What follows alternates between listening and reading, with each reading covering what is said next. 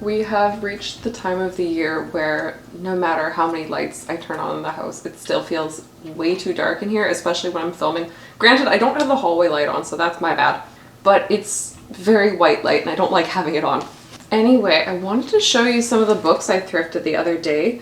I have still been thrifting, but I have bought very few clothes in the last little while, which is very good. If you watched any of my previous videos, you know I had a problem with that before, collecting way too many clothes.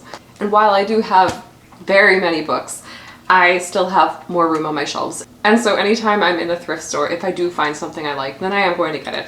Just to preface this, I did get 4 books, but I generally don't find nearly that many. I usually come out with 1 or 0, depending. But this was a very good book thrifting day. So the first one we have is Every Living Thing by James Herriot. I have read a different book of his. It was, I think, short stories about cats. My grandpa found it for me at a thrift store and I read it and I loved it. And so now if I find something James Herriot wrote, I will buy it. And look at the cover on this. This is so cute. Next book is Elsewhere by, I'm not sure how to say this author's name, Alexis Shaitkin? I don't know. Oh, here we go. A bit shiny. It is a library book sale book. I have read this before and it's been a little bit. From what I can remember, I really did enjoy reading it and it was 75% off at the thrift store. So I was like, yeah, I kind of have to get this. I still have to deal with the sticker, but we'll do that later. Next book, small preface to this. When my sister and I were kids, I'm sure I've said this actually, but we used to really enjoy reading books of scary stories. True stories or not, didn't really matter. And we had a bunch of those haunted place books, but we never had a haunted museum book. And so I think this is going to be really fun. It's called Haunting Museums by John Schuster. Cover is relatively spooky. It's not a book I needed to buy, but I am happy that I did. I think it's going to be fun to read on these dark, late fall and winter nights coming up. And finally, if you don't like bugs, if you don't like looking at bugs, maybe just like fast forward a little bit until the next part, because I found a book on bugs. If you know me in real life, and if we've been outside anywhere together, you know I will be pointing out the bugs that are around us, whether it's beetles or bees or moths. I know moths aren't technically a bug, but I'm grouping them into this just to make it easier. And this is a full color guide to bugs. I don't know if it's a specific area. It kind of just seems like it's bugs from all over the place, which is fine. I would love to have a insect book that is specific to the place that I live, but I will deal with, oh, there are butterflies in here. We're not afraid of butterflies, are we? Here, I'm going to show you. Look at that. Oh, yes. I love butterflies. I love moths. Definitely my favorite. Are they insects? I don't know. I guess they are. Somebody with more insect knowledge, please help me out here.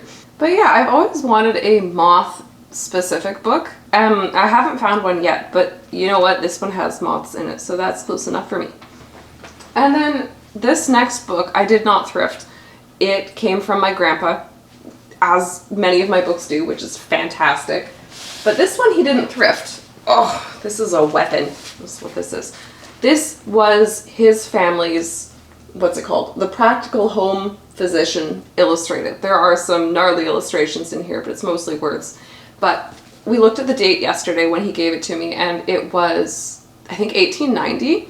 He did have part of the inside cover restored recently, like in the last 10 to 15 years, but otherwise everything is as it has been for all of time, which I think is really cool. There's actually some pages that I turned to yesterday when I was looking at it at their house that have these massive stains in them, and some of it looks like blood and other stuff is just something got spilled on it. It's not even, I don't think it's a water stain. It doesn't look like a water stain. It looks like something else, but I'm happy to have this book, warts and all. It's been in the family for I don't know how long. He said that his grandma, so my great-great-grandma, passed it down, so it might have been with them since it was new-ish, which I think is really cool. So 1890 to 2025, this thing has been alive.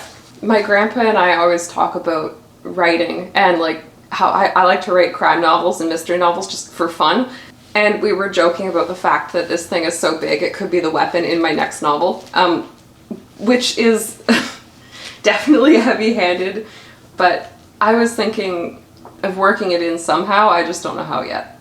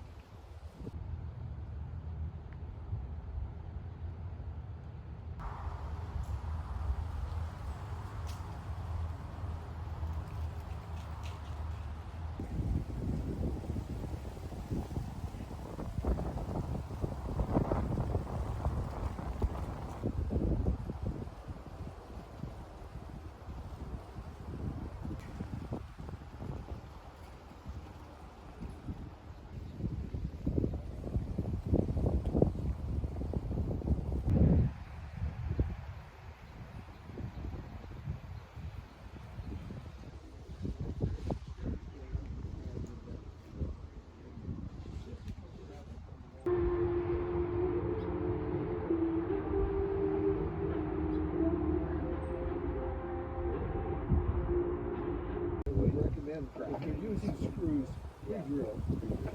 Save yourself some bleeding.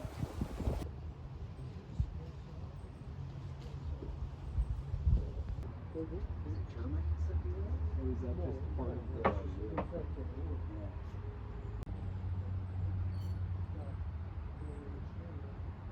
the... Okay, hello. We are trying a new angle in the bedroom. You are sitting on top of a vanity that I had as a kid, and then when I moved up here, I didn't have room.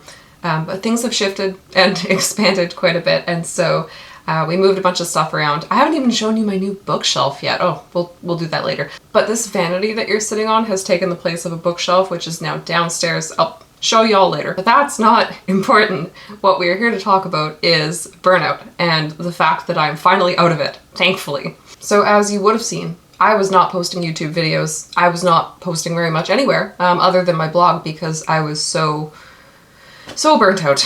And this probably comes from a number of different reasons, including the collection of diagnoses I got back in June, May, which if you haven't read about, it is on my Substack sometime in July, I think I posted about it.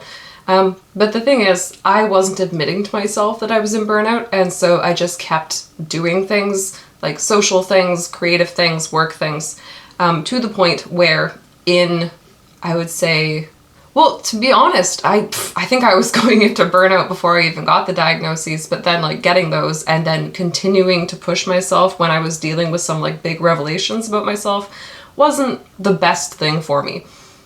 And yet, anyway, all that to say, I'm feeling better. And it's really interesting because just a couple days ago, I don't know what I was doing. I think I was like writing a Substack post or something. And I was sitting there and I was like, oh, no, I want to make a video again. Oh my gosh. So I haven't felt that truly since I would say like April or May of last year, probably closer to April. Anything that I filmed in the summer or like the end of summer, beginning of September, it was very much me trying to get back to a place of feeling like who I was before. And I shouldn't have done that. I should have just let myself be okay with not trying to crank out videos that I wasn't feeling. But I don't know, it's exciting to be back to this place where I want to film and I want to document things and share them with you.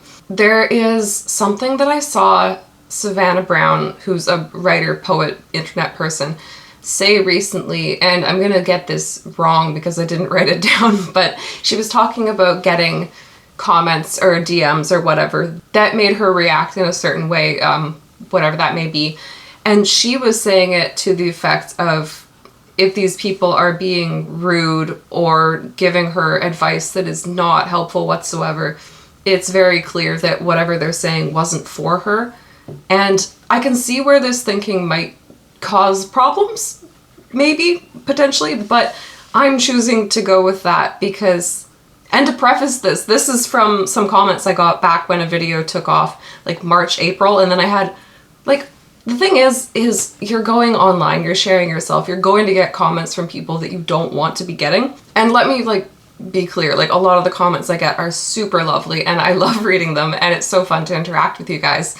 But there are, like, maybe 1 in 20, 1 in 30 comments that are very rude or critical, and it's like, oh yeah, I didn't sign up for this. But anyway, back to what she was saying about those comments, those DMs not being for her. I think I needed to hear that from somebody else and remind myself that the people who are leaving the mean comments, or the, like, for lack of a better term, the really dumb comments that the person clearly didn't watch the video or whatever happened, I just, like, need to remind myself that those are not for me. And I realized that was probably kind of a weird tangent. It made sense in my head, but, like, let me be clear. I just came out of a 3-day migraine. This up here is soup. There's nothing helpful going on there, so I'm probably repeating myself and I'm probably not speaking in order. Not that I do anyway. But yeah, so, like, tying it all together, burnout and feeling super misunderstood by, like, a fraction of the people who are watching my videos was just kind of, like, disheartening. And I'm a very sensitive person. I don't act like it a lot of the time. And I wouldn't even admit that to myself until sometime this year, I would say. But I am sensitive. Everyone's sensitive. We're all sensitive people. We all care about what people think about us and what people say about us. But going forward, it's just reminding myself that I need to make the videos that I want to make. And we've been here before. We've had this conversation. It's just sometimes I need to do the thing, or remind myself of the thing over and over and over again before it actually sticks. Since I feel like this video was a lot of me rambling, which, you know what, let's be honest, most of my videos are me rambling. It's just who I am as a person. But yeah, really, I'm never gonna make any promises about how often I'm gonna post because I know who I am as a person. And if I don't feel like doing something, I'm not gonna do it. But I am feeling like I want to be doing this again, and I feel like I want to be making videos, and I'm excited about it, and that is what matters to me. This video has been a lot of rambling. I feel like most of my videos are a lot of rambling. Next week is going to be more of a normal video, a lot more of, like, what I'm doing, less of me talking about my existential crises. So you can look forward to that. Alright, so I'm going to sign off here. I hope you've had a wonderful week, and as always, thank you so much for watching, and I will see you next time.